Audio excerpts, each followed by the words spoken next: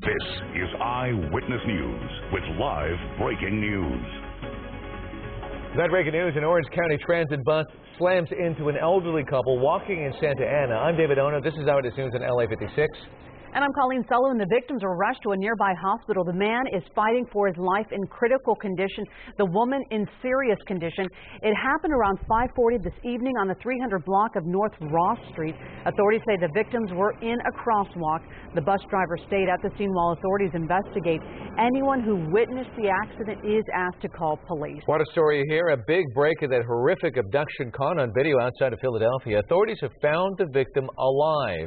The alleged kidnapper is behind bars, and Eyewitness News reporter Leanne Suter joins us live from the Satellite Center with more on what we're learning about both the victim and the suspect. Leanne.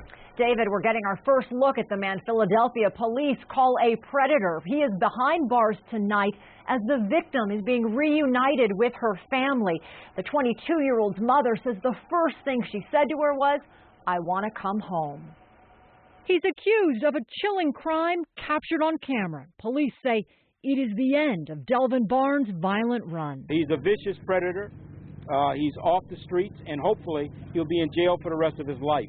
That's the only thing he deserves. The search for Carlisha Freeland Gaither came to an end when police spotted Barnes' car with the back window broken out outside Baltimore, Maryland. Inside, they found the missing 22-year-old, terrified but alive. She was very upset. She was crying, and she just was asking for me. Tell me she loved me, she missed me, come get her. An emotional phone call for a mother desperate to find her daughter. Freeland Gaither was kidnapped as she was walking home Sunday night. The abduction captured by surveillance cameras. The nursing aide kicking out the back window of the car, desperate to escape. Authorities say it was that video, along with a stream of other images showing the 37-year-old at a grocery store and using the victim's ATM card, that ultimately led them to Barnes, thanks to numerous tips from the public. The 37-year-old now behind bars, being held on an outstanding Virginia warrant for attempted capital murder, assault, and malicious injury with acid, explosives, or fire in an unrelated crime. Investigators say there's no indication Freeland Gaither knew Barnes. Her family grateful the nightmare is finally over. Thank you so much for having us in your prayers. Thank you for keeping me up. Thank you for being there for us. I'm taking my baby home. Thank you. Thank you so much. Freeland Gaither was taken to the hospital. She is in good condition. Authorities won't talk about her injuries. As for Barnes, officials say he will face federal charges in connection with the abduction. Live in the Satellite Center, Leanne Suter, ABC7 Eyewitness News. Leanne, thank you. An 18-month-old boy is severely injured after being attacked by the family dog. The pit bull ripped off one of the boy's ears before neighbors came to the rescue. The child was under the care of his grandmother when the attack happened. Eyewitness News Inland Empire Bureau Chief Rob McMillan spoke with the grandmother about the incident. Well, I hope my baby's okay. I want her home already. Alejandra Martinez says she was babysitting her grandson, 1-year-old Daniel Sanchez. It was around 7 o'clock this morning when he was asleep in his bed. Or so she thought. He was screaming and crying and yelling. That's when she realized that little Daniel had gotten out of his room and into the backyard and was being attacked by their 2-year-old pit bull, Poncho. The dog had bitten the little boy's left ear off, and it was laying on the ground. I see my grandson, all blood and with no ear. My dad told me, "Don't see him, you're going to get sick. Just call the 911. I just called the 911. And they came fast. Neighbors came running into the backyard as well, carrying bats. It's unclear what caused Poncho to stop attacking the child, but eventually he did. All doctors are saying is that Daniel is in fair condition. Martinez says she was napping at the time. She says it happened in an instant. Still, she feels guilty. I hear the screaming and crying. That's when my dad came. "Mom, why you let the baby out?" I said, "I was in the bed and the baby was sleeping in the bed, okay? But I feel guilty because he told me watch the baby. You know, I didn't happen like that."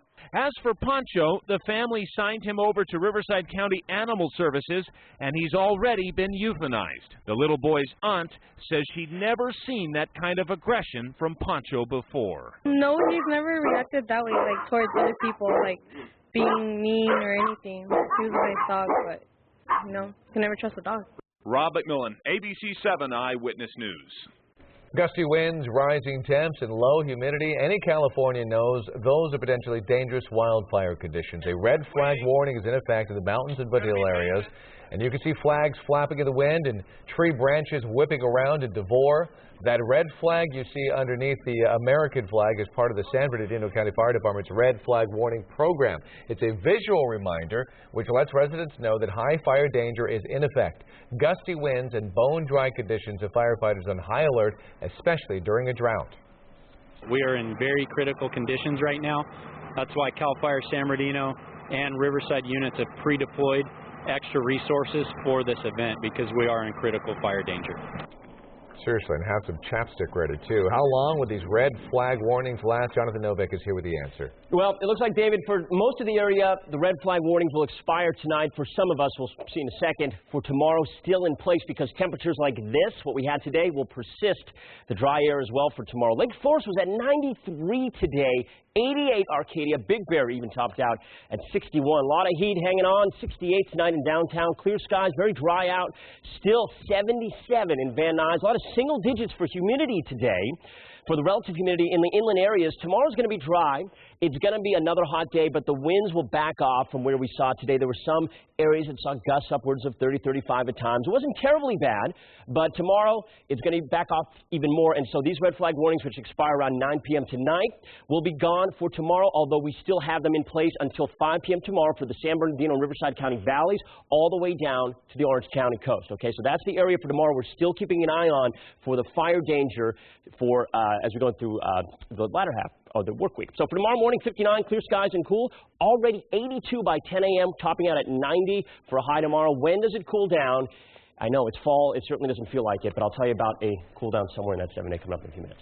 All right, Jonathan, thank you. One day after sweeping Republican election gains, President Obama and incoming Senate Majority Leader Mitch McConnell are pledging to try and turn a divided government into a force for good rather than gridlock. But both men warned of veto showdowns as well. Obviously, Republicans had a good night. The president speaking this afternoon at the White House, acknowledging the big gains that put the GOP in control of the Senate and the House. To everyone who voted, I want you to know that I hear you. To the two-thirds of voters who chose not to participate in the process yesterday, I hear you too. Republican Senator Mitch McConnell won re-election in Kentucky. McConnell will become Senate Majority Leader in January. Today, he held a news conference talking to voters. I think what the voters were saying yesterday was a couple of things.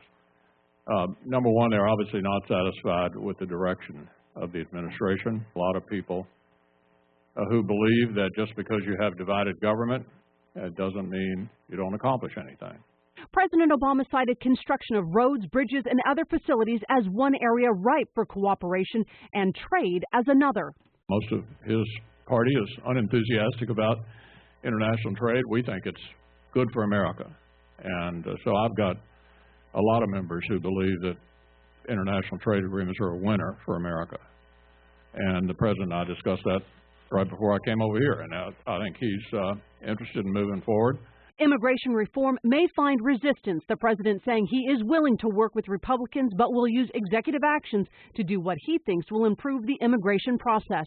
I hope he won't do that because I do think it poisons the well for the opportunity to address a very important domestic issue.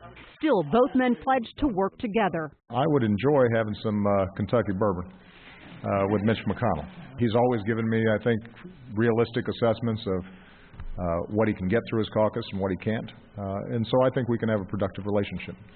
President Obama will host the entire Republican and Democratic leadership on Friday afternoon at the White House to chart the new legislative course for the next 2 years. It was a tight race in the battle for 3rd District Supervisor. In the end, former state Senator Sheila Kuehl pulled out a win over Kennedy family member Bobby Schreiber. Kuehl took 53% of the vote, while Schreiber took 47%. Kuehl says when she left her election party in Santa Monica last night, she didn't know she won.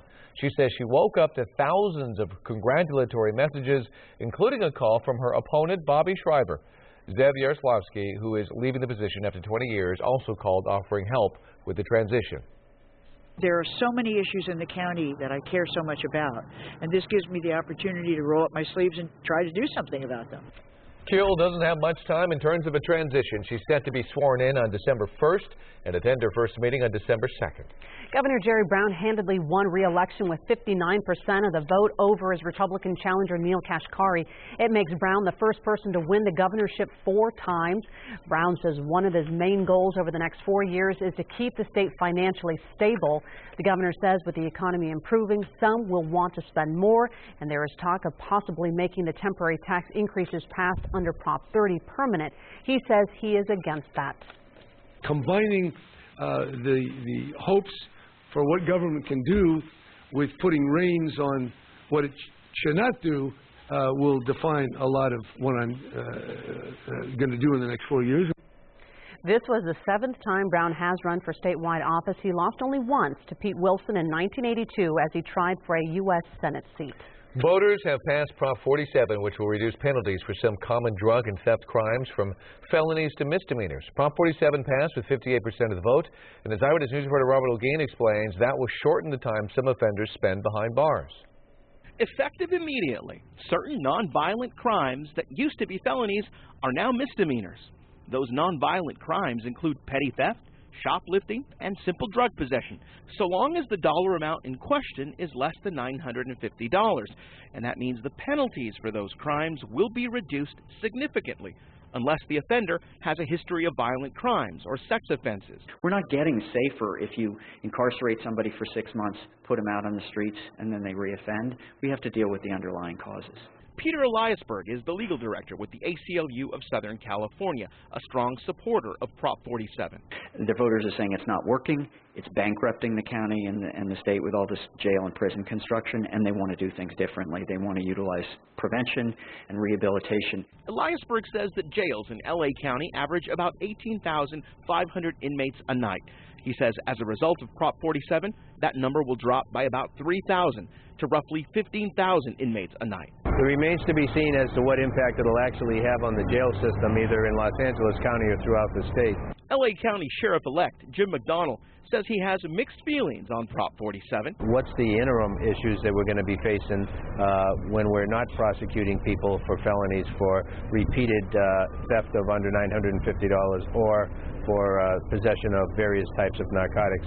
Opponents argued that Prop 47 gave criminals a get-out-of-jail card, but supporters say the state will save $200 million a year in prison costs. LA City Attorney Mike Fuhrer says his office will now handle an additional 13,000 cases annually as a result of Prop 47.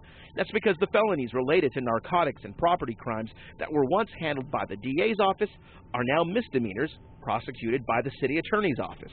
And it requires us to make tough choices about who ought to be sentenced to any jail time and who ought to be susceptible to some other solution. Robert Olguin, ABC7 Eyewitness News. Fuhrer says the DA's office will continue to handle the cases that fall under Prop 47 for the next couple of months until his office can hire additional staff to handle the new caseload. Up next here at 8, she used to work as a cheerleader for the Baltimore Ravens. The serious sex crimes charges she is facing tonight. Plus, 1 week after the deadly rocket disaster, Virgin Galactic is already making plans for another flight. The city of Los Angeles celebrates the star's 100th birthday. I'm George Pinocchio. Details in tonight's Hollywood Wrap. Plus, Benedict Cumberbatch's old-fashioned way of celebrating something very important in his life. Next.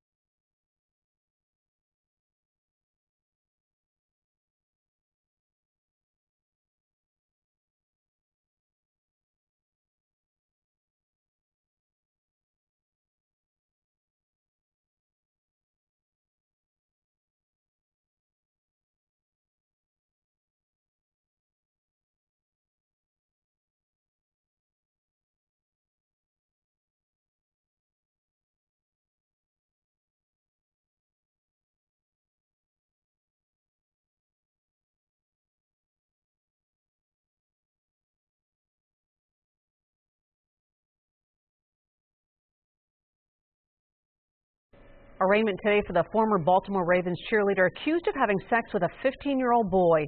47-year-old Molly Shattuck pleaded not guilty on all charges. She allegedly invited 3 underage boys to her house, bought them alcohol, and had sexual contact with one of them. According to police, the alleged victim attends the same school as one of Shattuck's children. She was released on $84,000 bail and is due back in court next month. The latest on the experimental rocket ship crash in the Mojave Desert, Virgin Galactic announced today test flights could resume as early as next summer.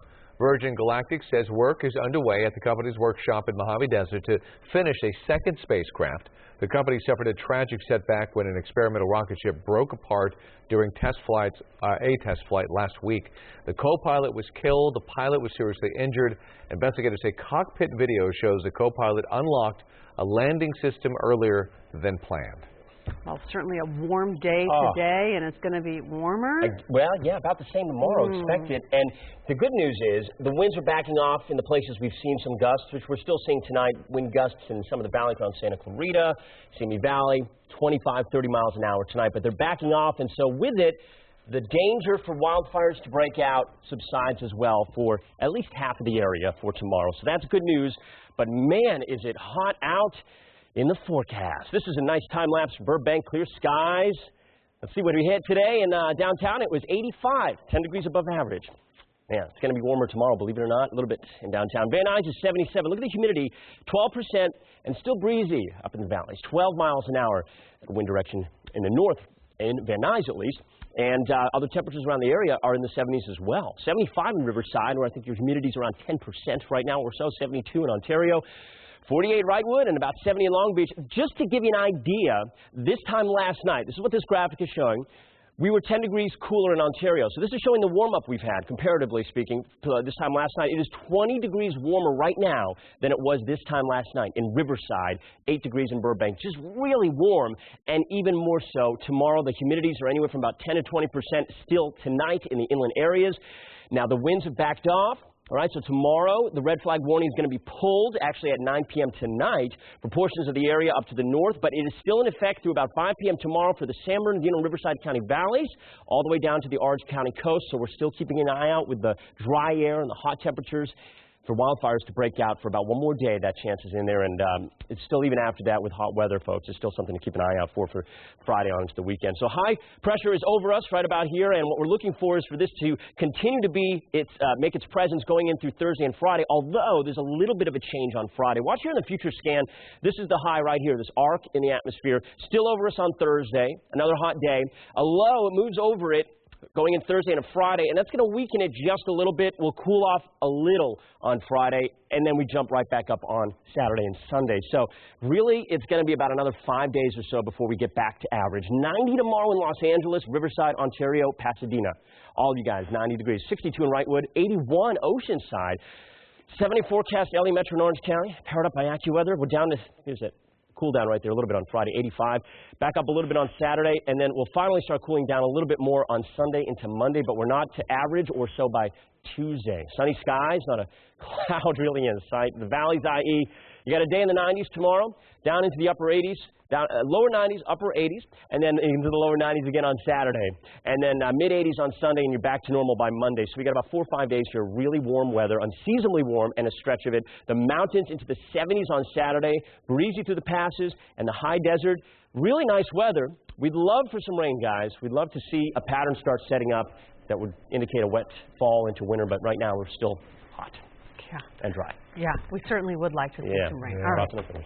Thank you, Jonathan. Yep. And tonight's Hollywood Wrap in honor 100 years in the making. Plus, family news involving 2 big stars. Here's George Pinocchio with the details. Hi, George. Hi. This one's a little surprising, actually, in today's day and age, but actor Benedict Cumberbatch showed he's an old-school kind of guy. And announcing his engagement to actress and director Sophie Hunter, did Benedict take to Twitter, Facebook, or Instagram? No way. He kept things classy and posted an engagement notice on the British paper The Times. Like any other couple, it was listed under forthcoming marriages. No date has been announced. Well, here's more couple news. Robert Downey Jr. and his wife Susan have welcomed their baby girl into the world. Robert wrote on his Facebook page, "Every Roll Downey joined the party at 3:22 a.m. She's 7 pounds even, spans 20 inches, and is accompanied by a variety of Susan's traits that have seemingly overwritten my junk DNA." Downey, who plays Iron Man, may want to see the newest superheroes at the box office. Big Hero 6 is about a group of smart young people who use brains over brawn to help save their city, San Francisco, from evildoers.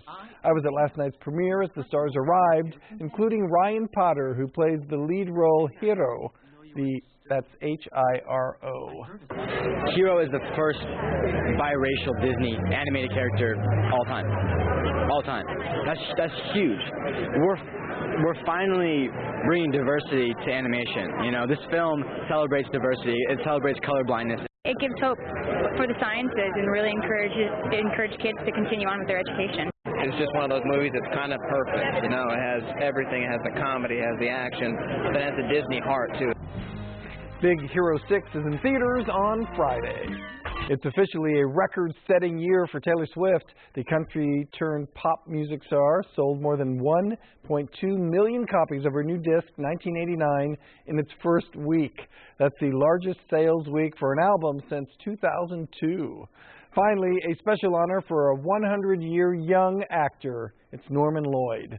The Los Angeles City Council today declared Saturday as Norman Lloyd Day, the day that marks the entertainer's 100th birthday.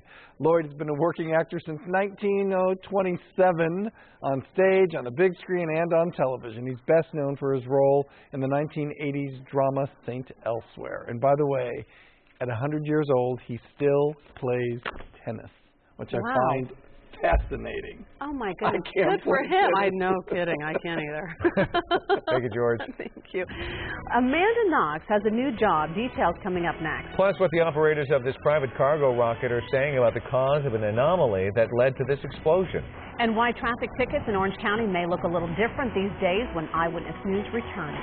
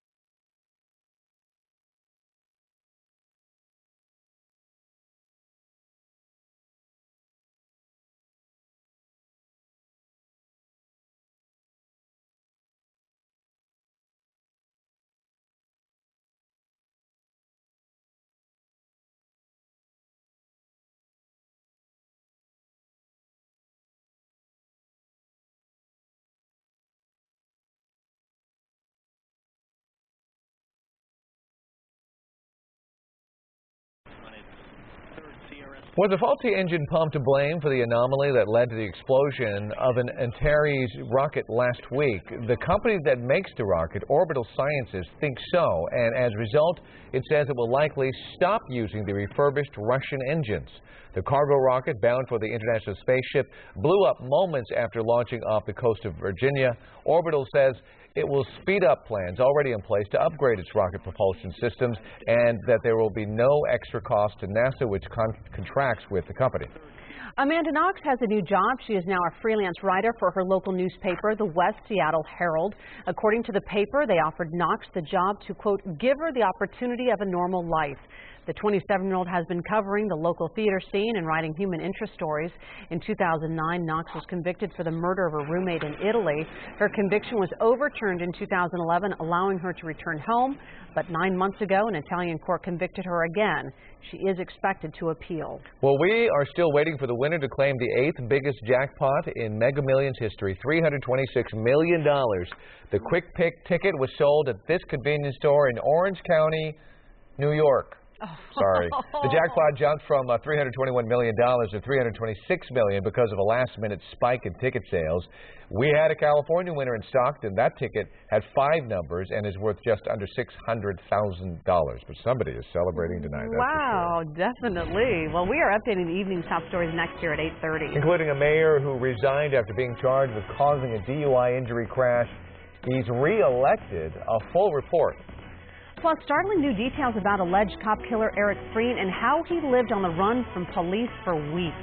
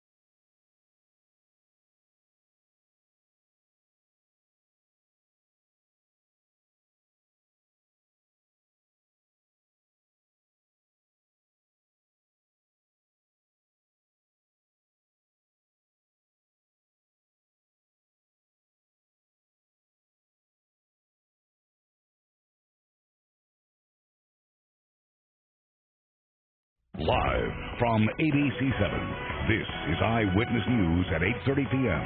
on LA56. Our top story at 8:30, a woman captured on video being abducted in Philadelphia has been found safe, and the man suspected of taking her has been arrested. I'm Colleen Sullivan. Now, David Ona, this is Eyewitness News at 8:30 on LA56. Tonight, 37-year-old Delvin Barnes is in custody after police tracked down his car in Maryland and found Carlisha Freeland Gaither inside. The 22-year-old is expected to be okay. She's said to have some minor injuries and is being treated at a Maryland hospital. Authorities are also working to reunite her with her family as soon as possible. One day after Republicans seized control of both houses of Congress, President Obama faced the media offering no apologies and suggesting Democrats lost primarily because most people didn't bother to vote. To everyone who voted, I want you to know that I hear you.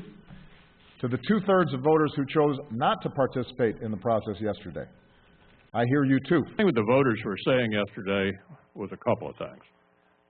Number one, they're obviously not satisfied with the direction of the administration. A lot of people who believe that just because you have divided government, it doesn't mean you don't accomplish anything.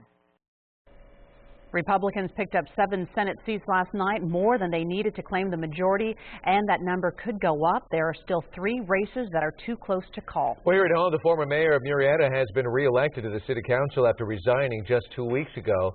Alan Long was arrested on suspicion of felony DUI following a crash that injured 4 teenagers. Eyewitness News Inland Empire reporter Leticia Waters spoke to voters. Among the glossy signs urging voters to re-elect Alan Long, you see this.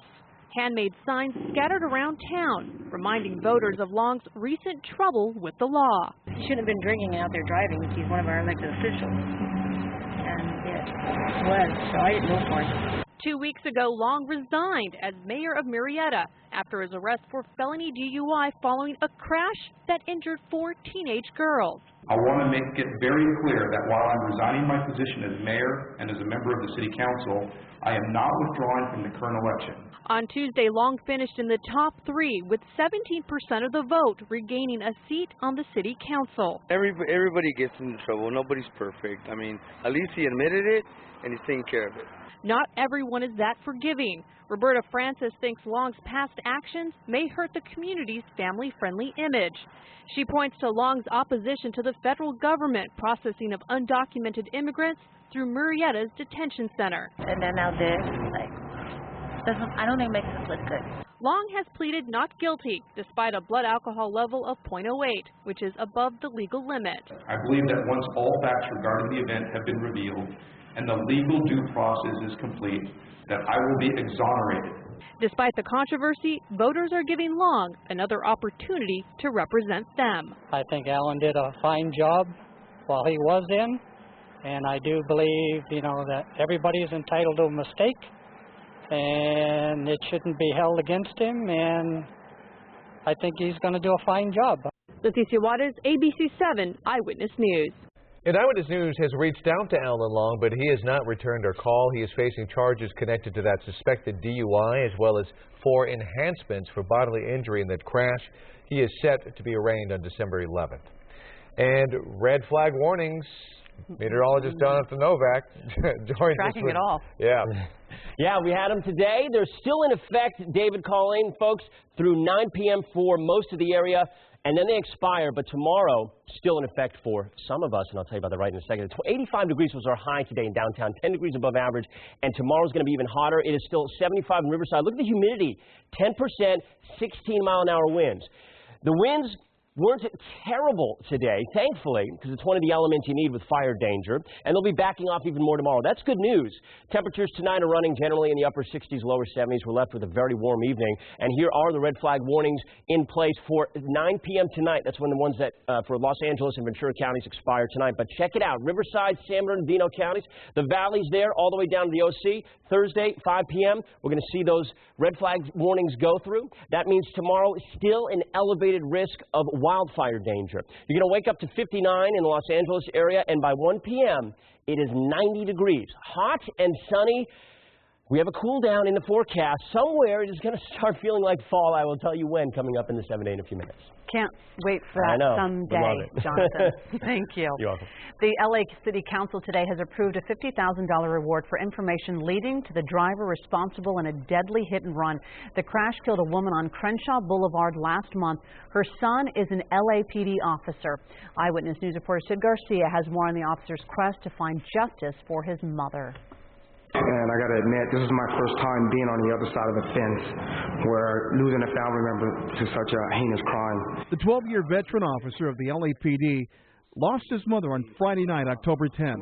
Police say 57-year-old Diane Dupree was in the crosswalk at 63rd Street crossing Crenshaw Boulevard when she was hit by a car around 9:40. A vehicle traveling northbound struck Mrs. Dupree and failed to stop and render aid and continued northbound on Crenshaw Boulevard. This incident has affected my family in so many different ways. She wasn't just a mom, she was a grandmother, she was an auntie, she was a sister, she was a wife. And whoever did this to my mom is still out there living life as, you know, just blending in with everyone else. The LA City Council gave approval for a $50,000 reward for information leading to the arrest and conviction of the person or persons responsible for Diane Dupree's death. Detectives say they are looking at surveillance video, but so far they say they don't have much of a description of the car they're looking for. This person has confided in someone. This person has spoken to a brother, a sister, a neighbor, a best friend, a girlfriend, a boyfriend, a husband, or a wife. And I believe that issuing this award amount would prompt someone out there to step up and do the right thing. That way this person is brought to justice. Sid Garcia, ABC7 Eyewitness News. If you have any information on the case, you're urged to call 1-877-LAPD-24-7. That is 877-527-3247. Music producer Suge Knight pleaded not guilty today to a robbery charge. He was ordered to be taken into custody in lieu of a $500,000 bail. He had been in Las Vegas following his arrest last week, and Knight is accused of, along with comedian Cat Williams, of stealing a camera from a paparazzo in Beverly Hills in September. Williams will be arraigned next month, and Knight, who has a prior conviction for assault with a deadly weapon, could face up to 30 years to life if convicted.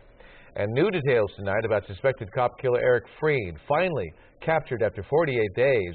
The mystery is, how did he survive all that time? Tonight, police are revealing what they found in those woods, more than 100 items from a Bible to a bayonet. Here's ABC's Lindsay Janis.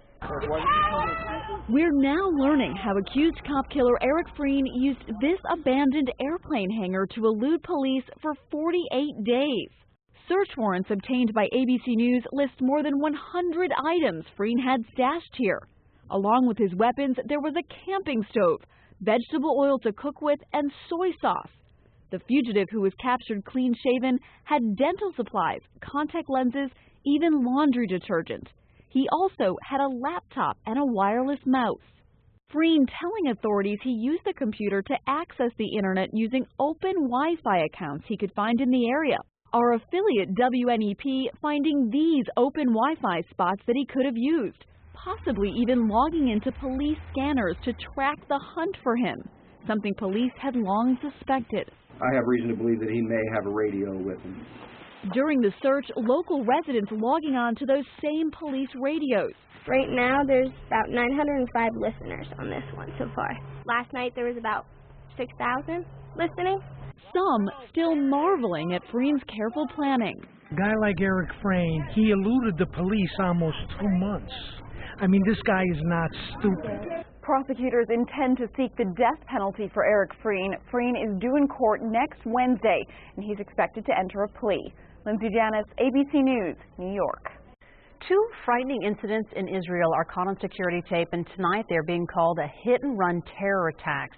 Hamas is taking responsibility for one attack in Jerusalem that killed a police officer and injured 13 others. A Palestinian man driving a commercial van drove right into a crowded commuter train, stopped, and it was all caught on security video. And we want to warn you right now, some of these attacks are very graphic. Just as a train is pulling out of the station, the van speeds across the intersection and slams into a group of people, sending them flying. One person was killed. Here's another angle of the attack, and you can see how the van just ran them down and kept on going. That driver later abandoned his vehicle and was seen attacking passing cars with an iron bar. Security forces were on the scene in moments and shot the man dead. There was another attack with a similar vehicle just hours later. 3 members of the Israeli Defense Forces were patrolling along a road when suddenly a van swerves right into them and mows them down. All 3 suffered significant injuries. That driver has not been found. And following the disturbing pair of hit-and-run terror attacks, Israeli Prime Minister Benjamin Netanyahu said the nation is deploying all necessary forces to restore calm and security. Up next, a close call for restaurant diners. An SUV flies right into the business, sending some people flying.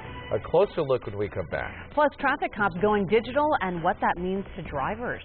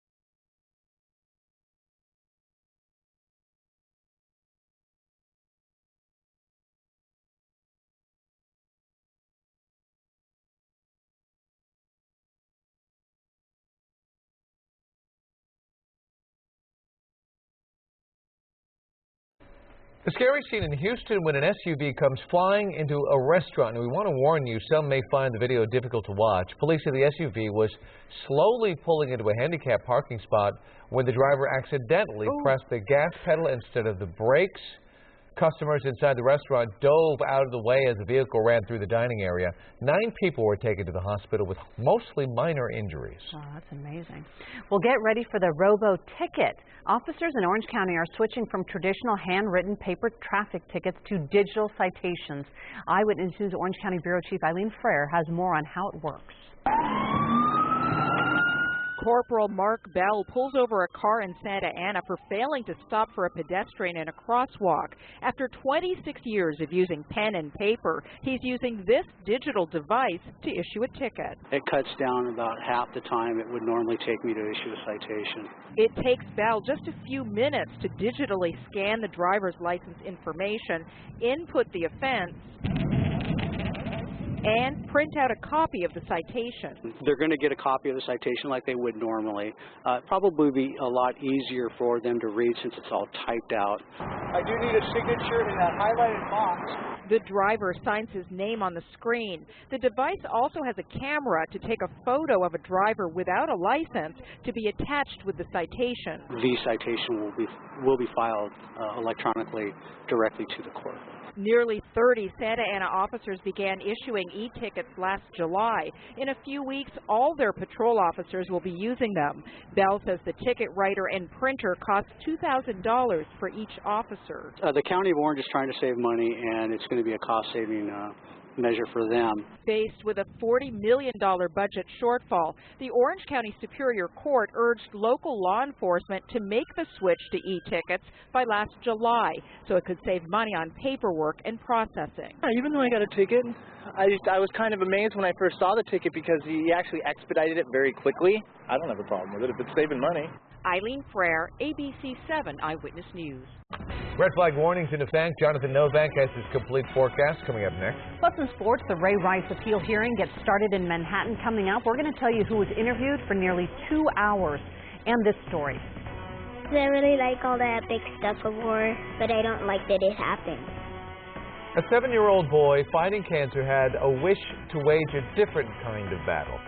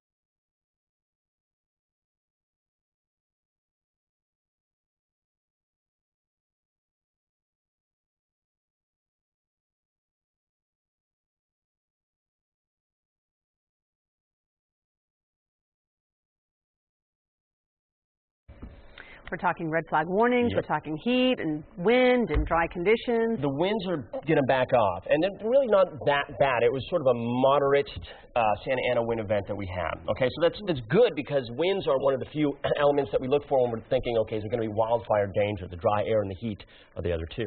So the winds are backing off, but the heat and the dry air will still remain in place for tomorrow.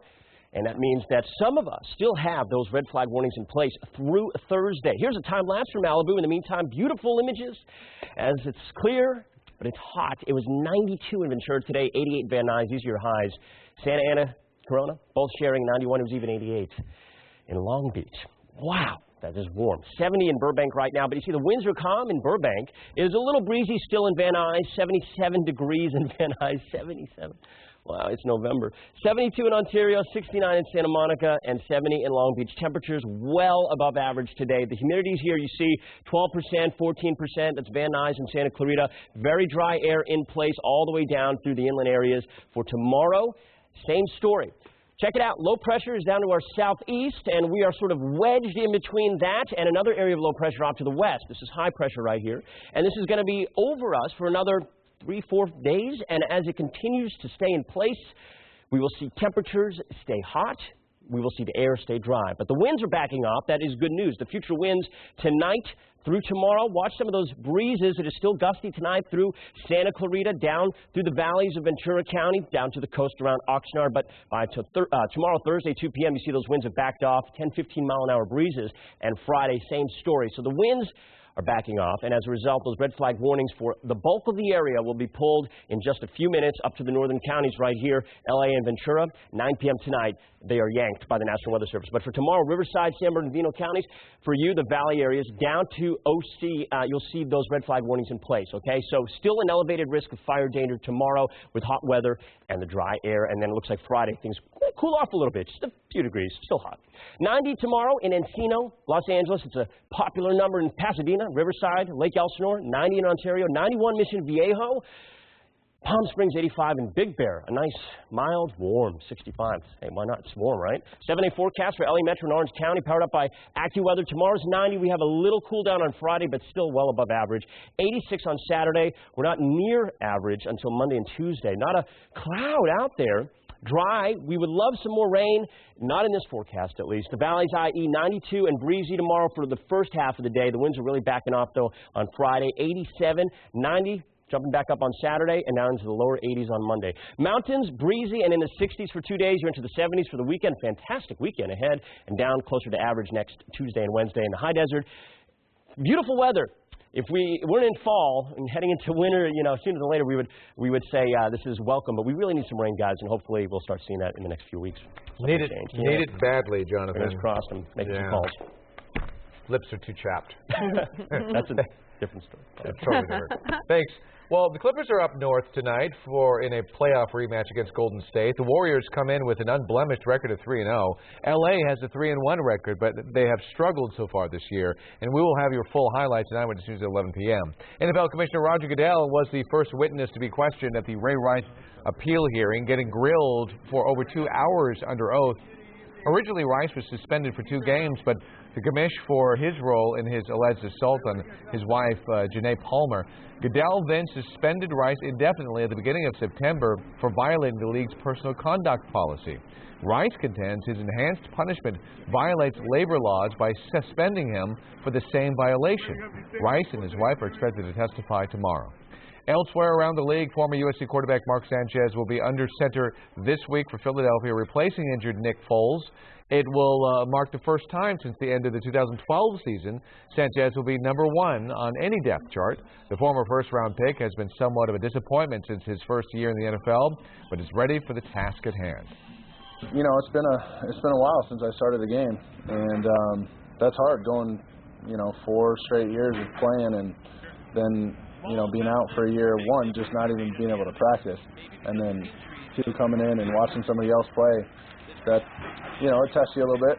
It makes you appreciate it even more, and makes you want to play all that much better when I get in there. And finally today, San Francisco backup running back Marcus Lattimore officially retired today. Lattimore has never played a down in the league after sustaining 2 knee injuries during his college career at South Carolina. The Niners drafted Lattimore in the 4th round last year to stash him away, but his knee never healed. The 23-year-old does have a $1.7 million insurance policy. He should be able to cash in. Tonight, the story of a young cancer survivor with an unusual wish to star in a war movie. And thanks to Make-A-Wish, that dream was turned into reality. Eyewitness News reporter Jory Rand has the story. Private Angel, Captain wants to see you. A star is born. 7-year-old Jacob Angel, cancer survivor, movie star. Not all after we've been through, sir. I know I could do this. This was the premiere of Protecting Our Country's Fate, a 10-minute movie starring Jacob, who went through his final cancer treatment just 2 months ago, and his brother Thomas.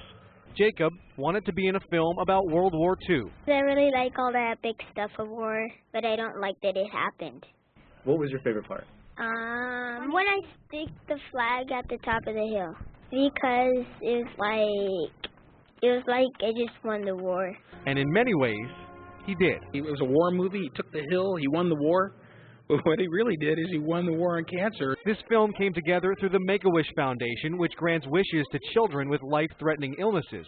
So happy. Jacob is so amazing. So is his brother Thomas. They are little actors in the making for sure. The film was shot in just 4 hours in July at the Fort MacArthur Museum in San Pedro during their Living History event, featuring more than 1,000 war reenactors this year, including 2 very special little boys.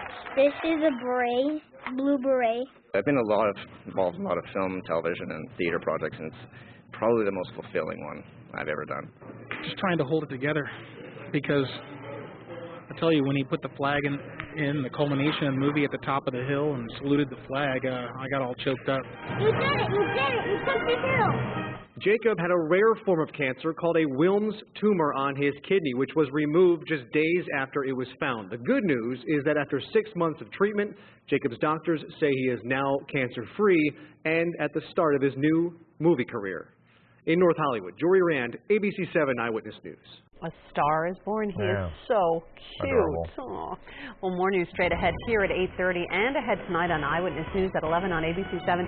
How do you define an elite athlete? In the case of Aaron Baker, he was a motorcycle rider on top of the world until a catastrophic crash changed his life. He died, but doctors brought him back to life and in the process restored his purpose in life. Plus, LA County's fire chief speaking out tonight about his department's hiring practices. These stories and all the late-breaking news on Southern California's #1 late newscast, Eyewitness News at 11 on ABC7.